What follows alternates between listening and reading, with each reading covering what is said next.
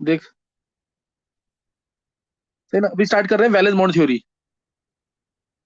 Valence bond theory ये polling ने दी थी, सही ना। पॉलिंग ने 1931 में दी थी ये। सोचो 1893 में थ्योरी आई है एक अल्फ्रेड वर्नर की, और उसके 38 ईयर्स के बाद आई ये वाली थ्योरी, इतना लेट। वीबीटी, और इसकी भी लिमिटेशंस थी, इसकी लिमिटेशंस थी, लेकिन इसे 70% 80% प्रॉब्लम जो थी वो सॉल्व कर दी थी।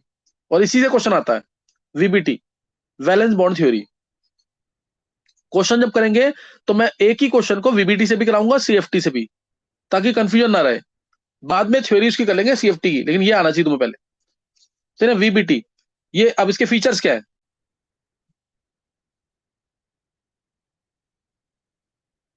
फीचर्स, तो पहला पहला फीचर क्या है इसका?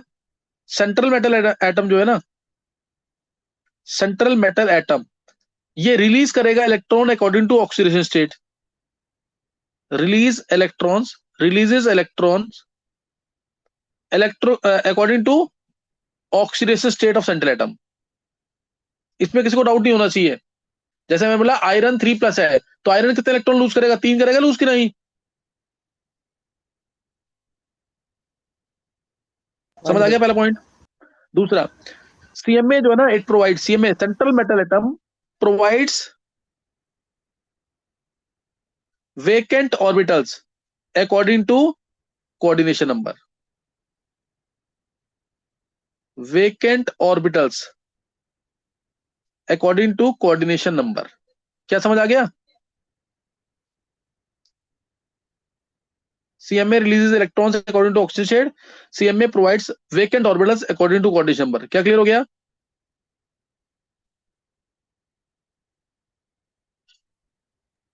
हाँ जी सर। फिर है दो पॉइंट बिल्कुल सिंपल। एक ऑक्सीडेशन स्टेट की के अकॉर्डिंग सीएमए इलेक्ट्रॉन रिलीज करेगा, और दूसरा पॉइंट ऑक्सीडेशन, ये क्या नाम है, ये सीएमए जो है वेकेंट ऑर्बिटल प्रोवाइड करेगा according to coordination number. According to coordination number, ये वेकेंट ऑर्बिटल, और यही वेकेंट ऑर्बिटल्स, इसी के आगे इसी को कंटिन्यू करना है। यही vacant orbitals hybrid hybrid mix होंगे, यानी हाइब्रिडेशन करेंगे और डेटिव बॉन्ड्स बनाएंगे लिगेंड के साथ। These vacant orbitals,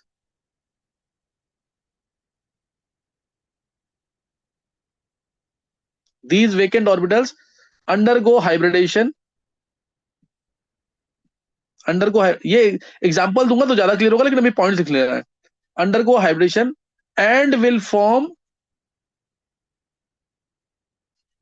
dative bonds, coordinate bonds with ligands, with ligands। समझ गए कि नहीं? अब हाइब्रिडेशन क्या होगी वो डिपेंड करेगा लिगेंड्स के ऊपर और कोऑर्डिनेशन नंबर के ऊपर। हाइब्रिडाइजेशन डिपेंड्स अपॉन,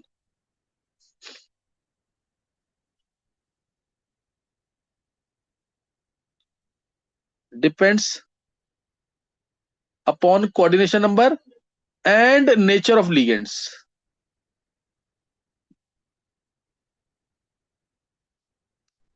एक एक पॉइंट एक्सटेंड करते जाना है। देखो पहले दो पॉइंट तो सेंटर ऑक्सीजन शेड और कोऑर्डिनेशन नंबर से रिलेटेड। ऑक्सीजन शेड कौन डिसाइड करेगा? सेंट्रल मेटल एटम, उसके अकॉर्डिंग इलेक्ट्रॉन रिलीज करेगा। और क्या कहते हैं, कोऑर्डिनेशन नंबर के अकॉर्डिंग वो सेंट्रल एटम क्या प्रोवाइड करेगा? वेकेंट ऑर्बिटल्स, वो वेकेंट ऑर्बिटल्स प्रोवाइड करेगा। और उसके बाद है वेकेंट ऑर्बिटल्स जो बन हैं वो हाइब्रिडाइज करेंगे, वो हाइब्रिडेशन होंगी उनकी, और वो डेटिव बॉन्ड बनाएंगे सेंट्रल एटम के साथ, लिगेंड के साथ, डेटिव बॉन्ड बनाएंगे लिगेंड के साथ। और जो हाइब्रिडेशन है वो डिपेंड करेगी कोऑर्डिनेशन नंबर पे एंड नेचर ऑफ लिगेंड्स पे। क्या समझ आ गया?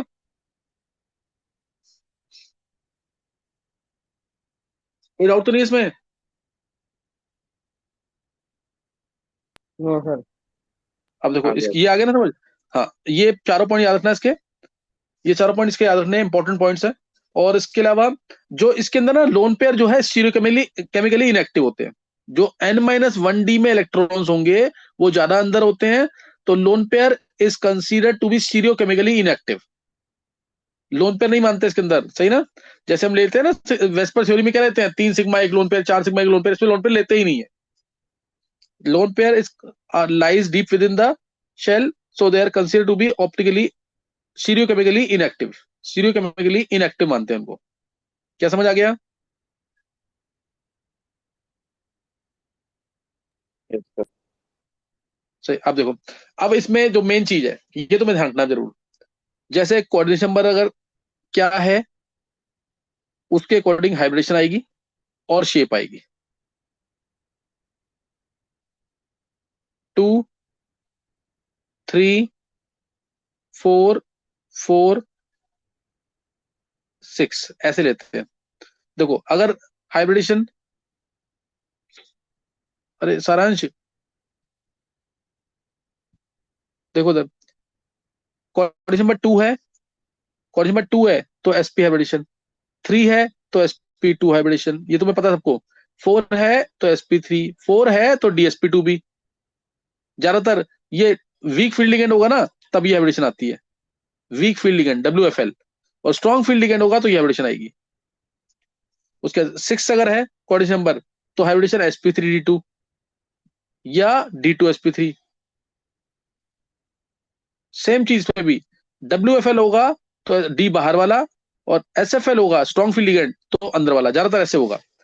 और ध्यान रखना कि क्या कहते हैं, ये 5 वाला केस भी है। 5 वाला केस ना पूछते नहीं है, वो एंट्रेंस में ही पूछा जाता है। बता दूंगा मैं तुम्हें कि उसको भी बता दूंगा, पहले भी ये तुम्हें करना है। मेन 4 और 6 वाला केस पूछेंगे बस, सही ना। 4 और 6 वाला केस ही पूछेंगे, यही करना है। अब इसमें शेप शेप बताने की जरूरत है नहीं तुम्हें। SP में लीनियर शेप होती है, SP2 में ट्राइगोनल प्लेनर शेप होती है, और SP3 में टेट्राहेड्रल शेप होती है, DSP2 में स्क्वायर प्लेनर, और इन दोनों केस में ऑक्टाहेड्रल। Octahedral shape. क्या समझ आ गया? Yes sir. अब एक बार 6 वाले केस देख लेंगे, sp3d2 और d2sp3 का क्या मीनिंग है, सही ना। sp3d2 और d2sp3 का नोट कर लिया यहां तक? यस देखो, अब अगर कोऑर्डिनेशन नंबर 6 है, कोऑर्डिनेशन नंबर 6 है, तो उस केस में 2 आंसर आ रहे हैं। एक sp3d2, d2sp3। अच्छा, तुम्हें इसमें से अब जैसे sp3d2 लिखा है, तो तुम्हें आउटर वाला डी ऑर्बिटल कहां दिख रहा है और इनर वाला कहां दिख रहा है? sp3d2 में आउटर दिख रहा है कि d2sp3 में आउटर दिख रहा है? सर। आउटर डी SP3D2 में होगा। सर हाँ तो इसमें, sp3d2 में आउटर होगा। हाँ बिल्कुल सही है।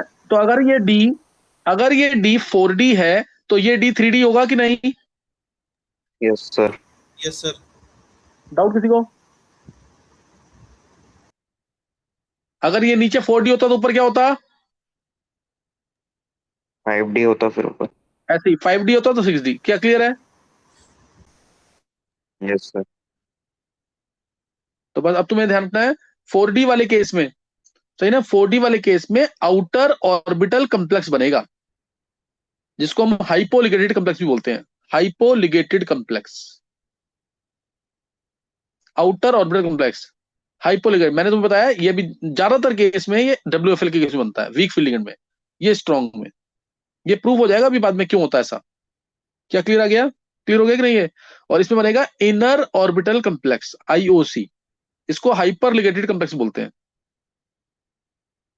क्या क्लियर है? Yes sir clear. इसको हाइपर लिगेटेड कम्प्लेक्स बनते हैं,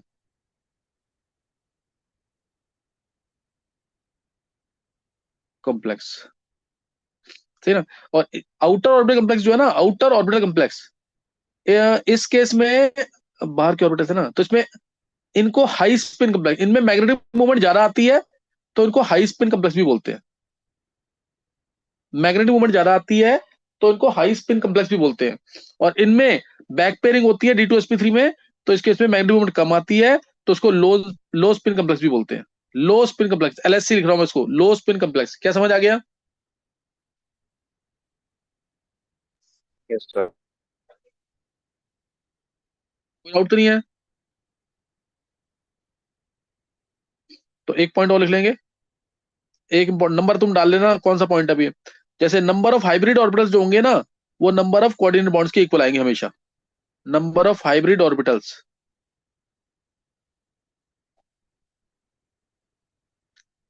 is equal to number of coordinate bonds.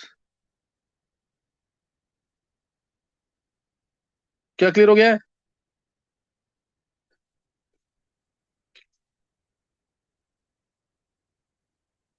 Hybridisation जो निकलेगी ना, वो कोऑर्डिनेट बॉन्ड्स के अकॉर्डिंग ही निकलेगी, कोई लोन पेयर मत देखना।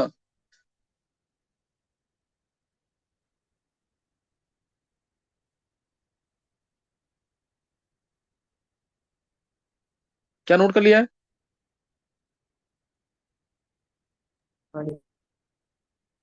चलो अब इसमें ना नेक्स्ट है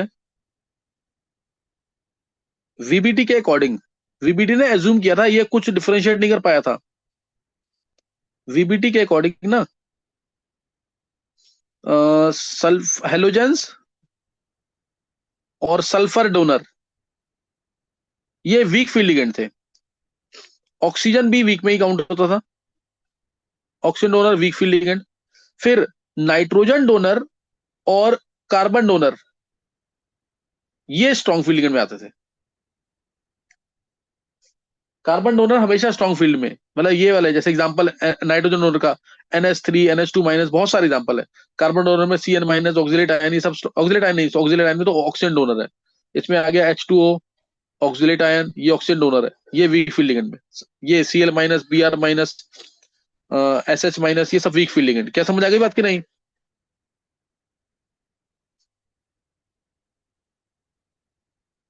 ये SFL में ही काउंट होते थे, ये WFL में। हाँ एक्सेप्शन है इसमें।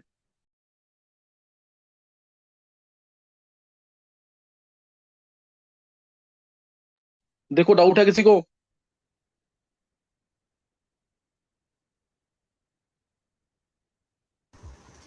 सर स्ट्रॉन्ग फील्ड या वीक फील्ड उनके वो अट्रैक्शन और बॉन्ड की स्ट्रेंथ पे मत डिपेंड बोल, करते हैं मत अभी मत बोल अक्षय, अभी कराना है, तो बस नाम दे रहा हूँ, नाम बस सुन ले सिर्फ। क्या? Okay sir. ये डिटेल में, बहुत डिटेल में है ये भी। Okay sir. किसी को डाउट है यहाँ पे?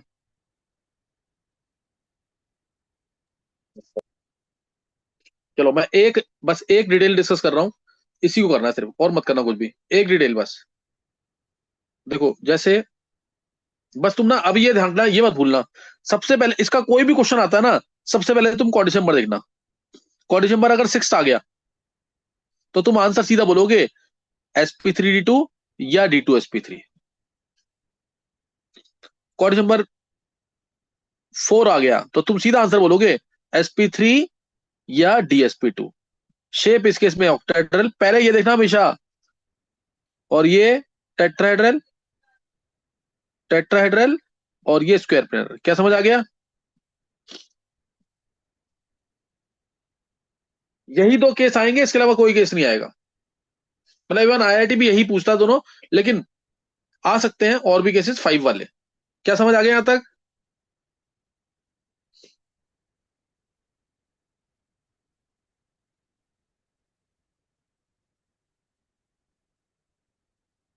देखो समझ आ गया कि नहीं? आ गया सर। चलो अब एक क्वेश्चन डिस्कस कर रहे हैं डिटेल में। ये क्वेश्चन आना ही आना है, चाहे IIT हो, चाहे नीट हो, या बोर्ड का पेपर हो, ये आएगा ही आएगा। एक क्वेश्चन डिस्कस कर रहे हैं, उसको मैं CFT से भी सोल्व कराऊंगा और VBT से भी। पोटेशियम फेरोसाइनाइड,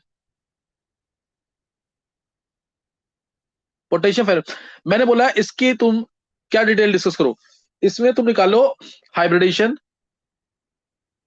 इसमें निकालो तुम शेप, इसका स्ट्रक्चर, सारे क्वेश्चन लिख लेना, कुछ भी आता क्वेश्चन इसके अंदर। शेप, स्ट्रक्चर, इसकी मैग्नेटिक मूवमेंट, इसके अलावा निकालो इसमें मैग्नेटिक मूवमेंट के अलावा, और निकाल लेते D orbital occupation, D orbital occupation, और इसमें निकालो CFSE value, crystal field splitting energy value. Crystal field splitting, ये CFT में होंगे सारे जो करेंगे। Crystal field splitting energy value, और मैग्नेटिक मूवमेंट हो गया। ये इनर ऑर्बिटल कॉम्प्लेक्स है कि आउटर ऑर्बिटल कॉम्प्लेक्स है, ये हाई स्पिन कॉम्प्लेक्स है कि लो स्पिन कॉम्प्लेक्स है, ये हो गया। चलो और कुछ पता लगता है, मैं बताता हूँ तुम्हें कि और क्या क्या निकाल सकते हैं इसमें। हालांकि इसमें आइसोरेंज अगर पढ़ लिया होता तो मैं कहता आइसोरेंज भी निकालो, कितने आइसोरेंज बनेंगे इसके। ये क्वेश्चन क्लियर है सबको? Yes sir. अब 2 दिन लगातार ना मैं तुम्हें इसके क्वेश्चन ही कराऊंगा। ये क्वेश्चन एक डिस्कस कर रहा हूं मैं सिर्फ, तरीका सुन लेना कि कैसे करना है। अगर वो तरीका नहीं सुना ना, गलत निकालोगे आंसर। और इसकी क्वेश्चंस की कम से कम 15-20 बार प्रैक्टिस कर लेना, ताकि देखते ही आंसर निकाल सको। जैसे मैं इसमें मैंने क्वेश्चन देखा है, ये मैं आंसर सीधा देख के ये बोलूंगा CN स्ट्रॉन्ग फील्ड लिगेंड है, 6 है, ये 6 है तो आंसर D2sp3 या sp3d2 आएगा। लेकिन CN बहुत स्ट्रॉन्ग फील्ड लिगेंड है तो बैक पेयरिंग करेगा, आंसर आएगा D2sp3, ऑक्टाहेड्रल शेप होगी और बैक पेयरिंग कर देगा। मैग्नेटिक मूवमेंट देखो, आयरन 2+ है, इसको देखते तुम क्या निकालोगे। आयरन 2+ तो मैग्नेटिक मूवमेंट कितनी आएगी?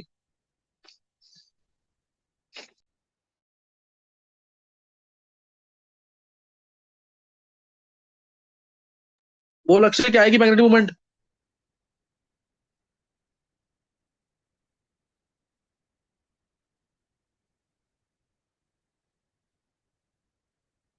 सर √3। आयरन 2+ 6 अनपेड नहीं, 4 अनपेड नहीं आएंगे इसमें? 4.9। नहीं पता। रूट में क्या आएगा? 4 × 4 + 6। √24 BM आएगा कि नहीं?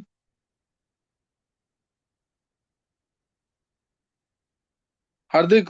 हाँ जी सर। लेकिन एक्चुअल में इसकी मैग्नेटिक मूवमेंट आती है 0। अब ये इसीलिए ये पढ़ रहे हैं ना CFT, इसकी एक्चुअल में मैग्नेटिक मूवमेंट क्या आती है? 0 आती है। तो देखो उधर कैसे आएगी। भी सबसे ये क्वेश्चन आया पहले देखते ही, कोऑर्डिनेट नंबर निकालना। कोऑर्डिनेट नंबर है 6, कोऑर्डिनेट नंबर 6 है, यानी आंसर D2sp3 या sp3d2 होगा। और क्योंकि मेरे को दिख रहा है साइनेड एन कार्बन डोनर है इसके अंदर, स्ट्रॉन्ग फील्ड लिगेंड है, तो चांसेस ज्यादा D2sp3 होंगे, जो मैं प्रूव करूंगा। दूसरा निकालेंगे ऑक्सीडेशन स्टेट। 4+x - 6 = 0, x आ गया +2। क्या मेरी बात समझ आ गई कि नहीं? हाँ जी सर। अब देखो आयरन 2+, ध्यान देना। अब आयरन 2+, ये आ गया, ये हो गया आर्गन 3d6। 4s के 2 इलेक्ट्रॉन निकल जाएंगे, आर्गन 3d6 आ जाएगा। Argon 3d6। अब argon iron 2+ in ground state, ये आएगा 3d6।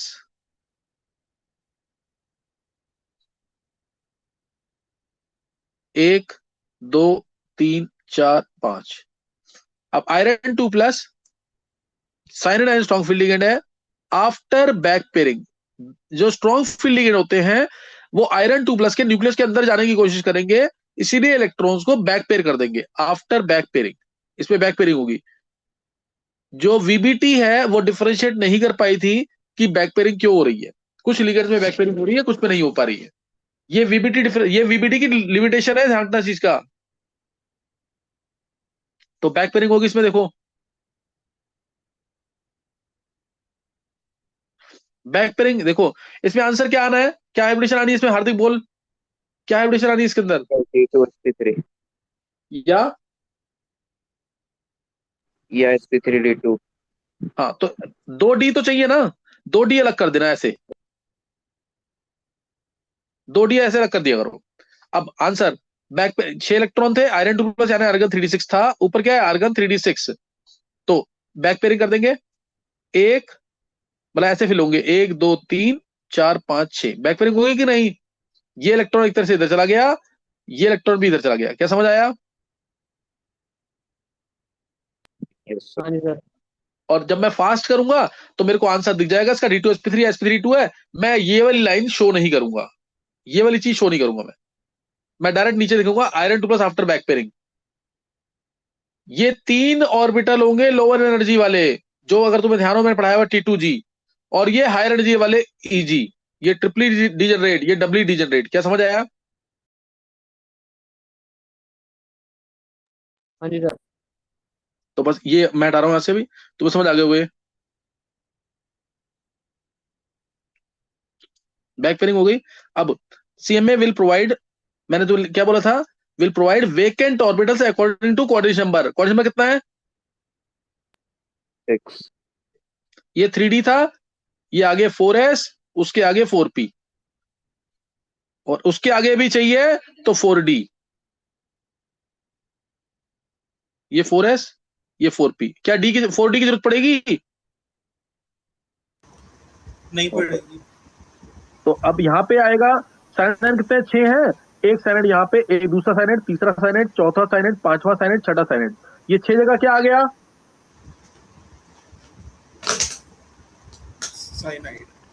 साइनाइड। दो दो डी पे आया है, एक एस पे और 3 पी पे। तो आ गया ना आंसर D2sp3। नहीं समझ आया? आ गया सर। 2 डी है, और डी कौन से वाले हैं? 3D है कि 4D है? 3D। 3D। समझ आ गया कि नहीं? तो हाइब्रिडेशन आ गई D2sp3, और मैग्नेटिक मोमेंट क्या आएगी? 0 आएगी कि नहीं? हाँ जी सर। स्ट्रक्चर बना लोगे तुम, ऑक्टाहेड्रल शेप लिख लोगे, स्ट्रक्चर बन जाएगा कि नहीं? ये रहा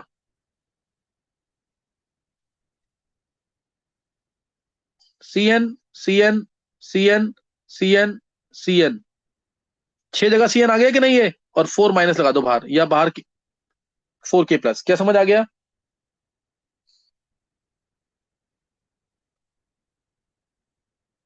हाँ जी सर।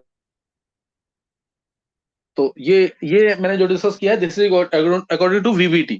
इसमें मैंने क्या क्या बता दिया VBT से? शेप बता दिया, स्ट्रक्चर बता दिया, दिख रहा है कि नहीं? शेप, स्ट्रक्चर, हाइब्रिडेशन और मैग्नेटिक मोमेंट, 4 चीजें बता दी कि नहीं?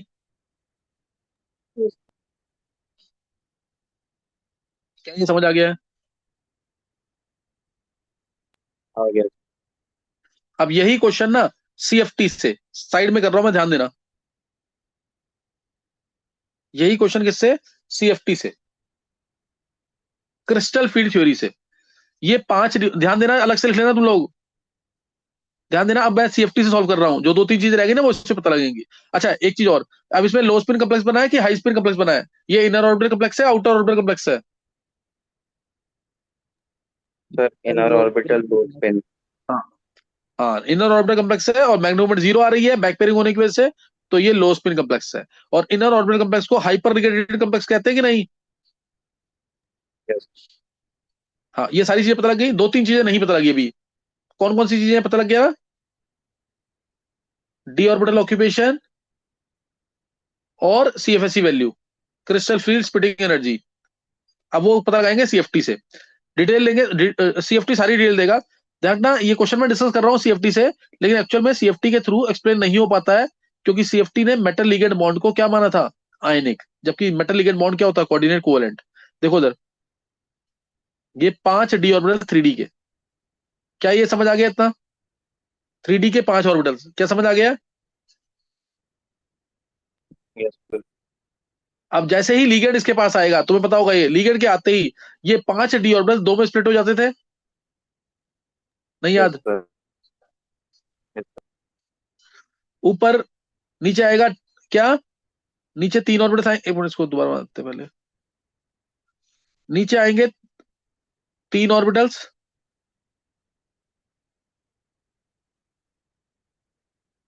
नीचे आएंगे 3 ऑर्बिटल्स, ऊपर 2। क्या ये समझ आ गया है?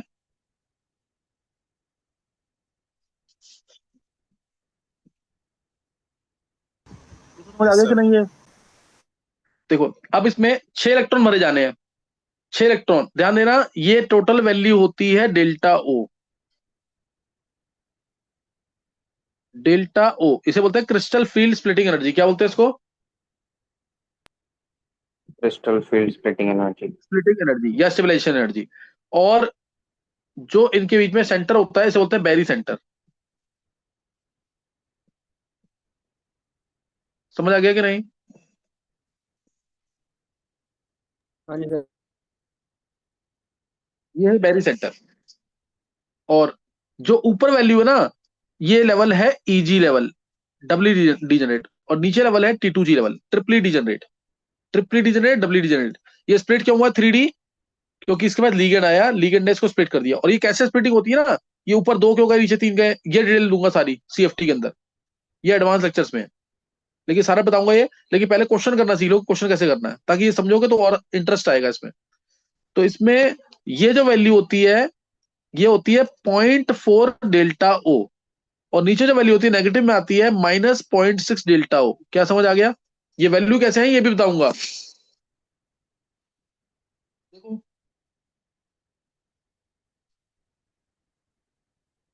समझ आ गया कि नहीं? हाँ जी सर। बस। अब इसमें डेल्टा ओ, ध्यान देना, डेल्टा ओ की वैल्यू अगर ज्यादा है, अगर डेल्टा ओ बहुत ज्यादा है मान लो, तो पहले इलेक्ट्रॉन तुम नीचे भरना चाहोगे कि ऊपर? पहले जो नीचे 3 है ऑर्बिटल, उसमें 6 इलेक्ट्रॉन आ सकते हैं, वो 6 के 6 इलेक्ट्रॉन नीचे भरोगे कि ऊपर भरोगे? अगर सर डेल्टा ओ की वैल्यू नीचे ही बहुत ज्यादा करने है तो पड़ेंगे। नीचे ही भरने पड़ेंगे। इफ डेल्टा नीचे। O is greater than pairing energy, ये answer, if delta O is greater than pairing energy. क्या समझ आ गया? Yes sir. तो इलेक्ट्रॉन कहां भरे जाएंगे? नीचे। पेयरिंग एनर्जी क्या है? Energy required for pairing of electron in a single orbital. उसके लिए हमें एनर्जी देनी पड़ती है, अगर वो एनर्जी कम है तो इलेक्ट्रॉन नीचे ही भरे जाएंगे, पेयर कर देंगे, बैक बैक पेयर कर देंगे इलेक्ट्रॉन्स को। क्या समझ आ गया? Yes sir. यही ये वाले 3 ऑर्बिटल दिखाए ना मैंने, यही वाले 3 है जो मैंने अलग किए हैं यहाँ पे। ये दोनों है एक ही चीज, बस इसको मैंने एक साथ लिखा हुआ है, इसको अलग अलग लिख दिया। डेल्टा ओ ग्रेटर देन पेयरिंग एनर्जी है तो बैक पेयरिंग होगी, पहले नीचे वाला T2G पूरा भरोगे तब ऊपर जाओगे। और डेल्टा ओ अगर लेस देन पी है, डेल्टा ओ क्या है? सीएफएससी वैल्यू, ध्यान रखना, डेल्टा ओ क्या है? CFSC value. अगर लेस देन पेयरिंग एनर्जी है तो क्या होगा? सर ईजी में जाएंगे, 3 T2G में डाल के फिर ईजी में हाँ, डालने पड़ेंगे बाकी। पहले lower energy orbital significant fill होंगे, फिर ऊपर जाएंगे, फिर नीचे आएंगे। समझ आया कि नहीं? Yes sir. अब इसमें 6 इलेक्ट्रॉन देखो कैसे भरेंगे, ध्यान देना। अगर एसएफएल है तो 6 इलेक्ट्रॉन कैसे भर जाएंगे? ध्यान देना, इसको इंपॉर्टेंट है अभी ये एक इलेक्ट्रॉन नीचे, ये दूसरा इलेक्ट्रॉन, ये तीसरा, क्योंकि डेल्टा ओ ज्यादा है। ये पता लग गया डेल्टा ओ ज्यादा क्यों है? स्ट्रॉन्ग लिगेंड की वजह से। हाँ, लिगेंड स्ट्रॉन्ग है, इसलिए अब चौथा इलेक्ट्रॉन नीचे आएगा, पांचवा भी नीचे, छठा भी नीचे। अगर डेल्टा ओ यहाँ पे CN की जगह CL होता, या F होता, वीक फील्ड लिगेंड होता, या H2O होता, तो चौथा इलेक्ट्रॉन यहाँ ऊपर आता, पांचवा भी ऊपर आता, छठा नीचे आता। क्या समझ आ गया? Yes sir. हाँ जी सर। तो ये ध्यान रखना, 6 के 6 इलेक्ट्रॉन नीचे आ गए, और इधर इलेक्ट्रॉन कितने हैं? कोई इलेक्ट्रॉन नहीं है, EG में कोई इलेक्ट्रॉन नहीं है अब। क्या समझ आ गया? हाँ जी सर। हाँ, यहाँ पे आएगा 4s, यहाँ पे आएगा 4p, और हाइब्रिडेशन आ गई क्या? D2sp3। हाइब्रिडेशन क्या आ गई? D2sp3। समझ आ गया कि नहीं? यस सर आ गया। और डी ऑर्बिटल ऑक्यूपेशन लिखो अब। डी ऑर्बिटल ऑक्यूपेशन वो क्या होगा? कहां पे है 6 के 6 इलेक्ट्रॉन? T2G। T2। तो लिखना डी ऑर्बिटल ऑक्यूपेशन, वो होगा T2G6 EG0। क्या समझ आ गया?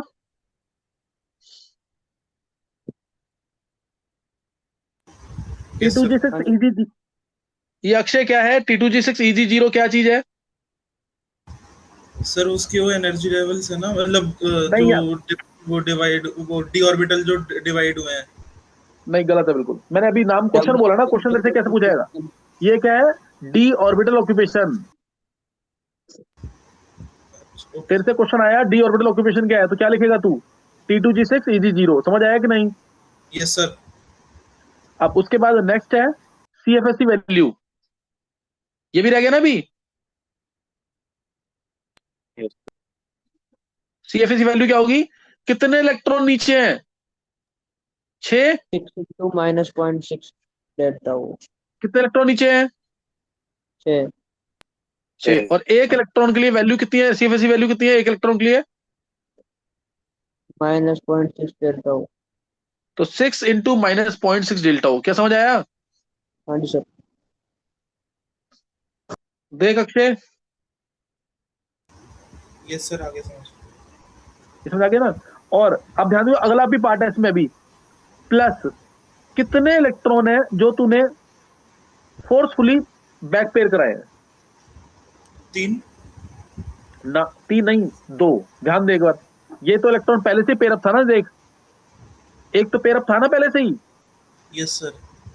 तो इसलिए प्लस ट्वाइस ऑफ P। ये गलती होती है, मैं 3P लिखाते हैं। क्या समझ आ गया? Okay sir.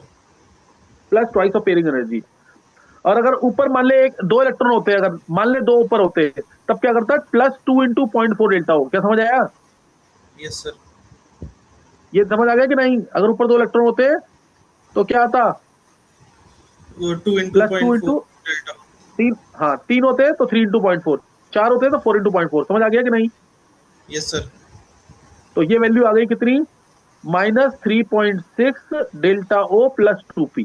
क्या सीएफएससी वैल्यू निकालना आ गया है? Yes sir. डेल्टा ओ क्या है यहाँ पे? सर वो CFSC, crystal field splitting CFSC। Energy.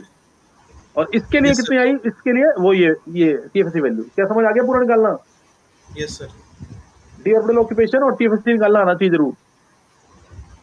हटा दूं इसे पूरे। अब इस क्वेश्चन को हमने दो तरीके से किस किस से किया, क्रिस्टल VBT से और फील्ड CFD थ्योरी से। और वीबीटी। दोनों से किया है। इस क्वेश्चन को दो दो तीन तीन बार प्रैक्टिस कर लेना। कल मैं क्वेश्चन ही कराऊंगा, वो क्वेश्चन आने चाहिए जरूर, वो क्वेश्चन जरूर आने चाहिए। अब एक चीज और सुन लेंगे जल्दी से, ये हटा रहा हूं मैं ऐसे। इलेक्ट्रॉन की फिलिंग कैसे करनी है तुम्हें ध्यान देना। इलेक्ट्रॉन की फिलिंग, जैसे मान लो ये 3D है, 2 3, सिंगल फील्ड पहले करेंगे, सिंगल फील्ड इलेक्ट्रॉन, पहला इलेक्ट्रॉन इधर, दूसरा इधर, तीसरा इधर, ये हमेशा होगा।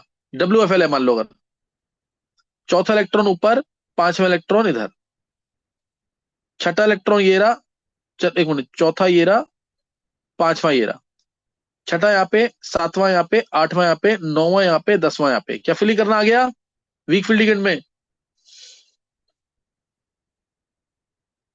Yes sir. नहीं समझ? और अगर स्ट्रॉन्ग फील्ड लिगेंड है, अगर स्ट्रॉन्ग फील्ड लिगेंड है तो उस केस में पहला यहाँ पे, दूसरा, एक मिनट, 1 यहाँ, 2 यहाँ, 3 यहाँ, फोर्थ कहाँ आएगा, यहीं पे, 5 यहीं पे, 6 यहीं पे, 7 यहाँ पे, 8 यहाँ पे, 7 8, 9 यहाँ पे, 10 यहाँ पे। समझ आ गया कि नहीं? Yes sir. डाउट तो नहीं है कोई? सर EG में भी पेयरिंग कराने के लिए वो एनर्जी देनी पड़ेगी ना? नहीं नहीं नहीं, इजी पे कोई पेयर में ऐसे नहीं होगा। Okay sir. SFL जब होगा तो ही बैक पेयरिंग होती है, तभी पेयरिंग एनर्जी आएगी, नहीं तो नहीं आएगी। क्या क्लियर है? Yes sir. ये ये क्वेश्चन मैं तुम्हें दोबारा बोल रहा हूँ, इसको 3 बार 4 बार जरूर कर लेना एक ही क्वेश्चन को, तभी कल क्वेश्चन होंगे। पहले चेक करना कोऑर्डिनेशन नंबर, फिर निकालना ऑक्सीजन, फिर इसका देखना SFL है WFL है, उसके अकॉर्डिंग करना क्वेश्चन। अब स्ट्रॉन्ग फील्ड लिगेंड कौन से हैं, वीक फील्ड लिगेंड कौन से हैं, उसके लिए एक सीरीज है, स्पेक्ट्रोकेमिकल सीरीज। जैसे इलेक्ट्रोकेमिकल सीरीज पढ़ी थी, वो अलग है, ये अलग है। स्पेक्ट्रोकेमिकल सीरीज ऐसी सीरीज जिसमें लिगेंड्स अरेंज होंगे in order of their increasing CFSC value. series in which ligands are arranged in order of their increasing CFSC values। क्या समझ आ गया?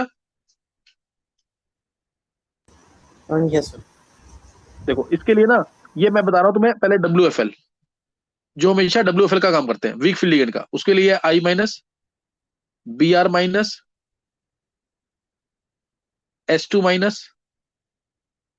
SCN-, Cl-, F-, NO3-, OH-, urea, फिर alcohol. ये हमेशा वीक फील्ड लिगेंड, ये हमेशा क्या होंगे, वीक फील्ड लिगेंड। क्या समझ आ गया? इसमें तुम चेक कर लो, या तो हेलोजन डोनर है, या सल्फर डोनर है, या ऑक्सीजन डोनर है। क्या क्लियर हो गया है?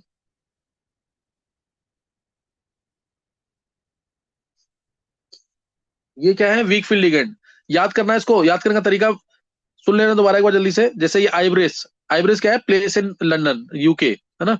आइब्रिस से कनाडा, आइब्रिस से कनाडा, कल फिर नाइट्रेट, नाइट्रेट, कल फिर नाइट्रेट, ने कहा अलग कर दो, ने कहा अलग कर दो, नाइट्रेट, ने कहा ओ यूरिया एल्कोहल ला, ओ यूरिया एल्कोहल ला। आइब्रिस से कनाडा, कल फिर नाइट्रेट, ने कहा ओ यूरिया एल्कोहल ला। ये WFL है। ये क्या है, WFL। फिर है बॉर्डर लाइन लिगेंड्स, जो कभी भी स्ट्रॉन्ग भी बन सकते हैं, वीक भी बन सकते हैं, depending upon the oxygen state of central atom, depending upon central atom. Border line ligands, इसमें आता है oxalate, OX2-, oxalate ion, O2-, H2O, NCS negative, ये स्ट्रॉन्ग में आता है। ज्यादातर। एससीएन वीक में देखो, ध्यान देना, एससीएन वीक है, एनसीएच स्ट्रॉन्ग है। EDTA 4-, NH3। ये ऐसे लिगेंड्स हैं जो स्ट्रॉन्ग और वीक दोनों का काम कर सकते हैं। स्ट्रॉन्ग, वैसे H2O के बाद हम स्ट्रॉन्ग मानते हैं, जो स्ट्रॉन्ग और वीक दोनों का काम कर सकते हैं, क्योंकि इनमें नाइट्रोजन डोनर है, इन तीनों में नाइट्रोजन डोनर है। क्या नोट कर लिया ये? हाँ जी कल बताऊंगा। हाँ, ये बॉर्डर लाइन लिगेंड्स है। इसको याद करने का तरीका, सुन, सुन याद कर लेना, सुन पहले, सुन ऑक्सिलेटो, ऑक्सिलेटो ओ बड़ा, क्योंकि O2- है। पानी एंड कैस्ट्रॉल, एनसीएस को एंड कैस्ट्रॉल ऑयल होता है ना, एंड कैस्ट्रॉल से उड़ता एमोनिया, इड़ता एमोनिया कर देना, से इड़ता एमोनिया। यहां तक याद कर लेना, 2 लाइन याद कर लेना जरूर।